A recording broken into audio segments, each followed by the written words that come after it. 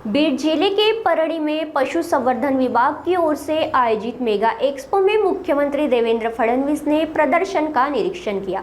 इस दौरान उनके साथ पशुसंवर्धन मंत्री पंकजा मुंडे और विधायक धनंजय मुंडे भी उपस्थित रहे। मुख्यमंत्री ने गिनीज वर्ल्ड रिकॉर्ड में दर्ज दुनिया की सबसे कम ऊंचाई वाली भैंस राधा के बारे में विस्तार से जानकारी ली।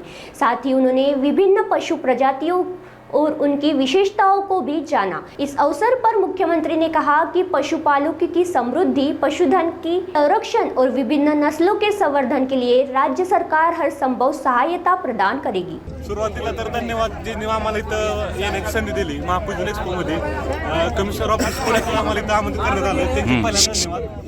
विशेष म्हणजे जे आम्हाला संधी भेटलेली आहे या ठिकाणी विशेष आकर्षणाची, त्यामध्ये तिला आम्हाला जी महाराष्ट्रामध्ये पहिलं गिनी वर्ल्ड रेकॉर्ड भेटलंय त्याचा हा गोष्टी सन्मान आपल्याला या ठिकाणी झालेला आहे।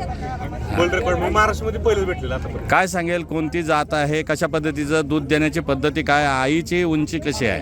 सुरुवातीला सांगायचं झालं तर माझे नाव अनिकेत त्रिंबक बोराटे, राहणार मलवडी, तालुका मान, जिल्हा सातारा। मागच्या 2 महिन्यापूर्वी आपल्या राधाने जागतिक विश्व विक्रम नोंदवला। त्यामध्ये जे Guinness book of world record मध्ये जगातील सर्वात छोटी म्हैस अशी नोंद झाली।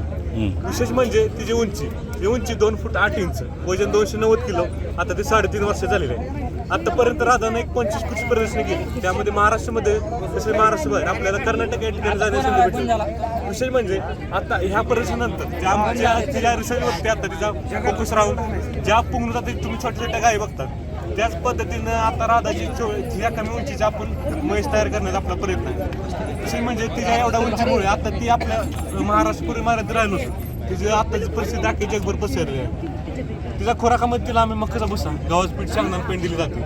विशेष म्हणजे तिला आतापर्यंत पहिल्या कृषी स्पर्धेत 5 लाख रुपयाची मागणी, त्याचप्रमाणे आतापर्यंत त्याला 75 लाख रुपयाची मागणी झालेली आहे। पण तिला आपल्या महाराष्ट्रामध्ये ठेवून तिच्यावर एक नवीन तिची ब्रीड तयार होणार आहे, त्यामुळे आपल्याला तिला विकायचं नाही। पुढचं आपलं ध्येय काय, अशा पद्धतीची उत्पत्ती निर्माण करायची आपल्याला? 100% ज्या पुंगनूर गाई छोट्या स्पेसमध्ये जास्त उत्पन्न देणार, म्हणजे एक आवड म्हणे एक शेतकऱ्यांचं कसं असते, जे खाण्यापुरतं दूध म्हणजे घरापुरतं दूध तर निर्माण करण्याची, म्हणजे कमी स्पेसमध्ये तिला कमी चारामध्ये ती जास्तीत जास्त दूध देण्याचं आणि मोरजातीचं असल्यामुळे ती आणखी बऱ्यापैकी दूध देणार आहे।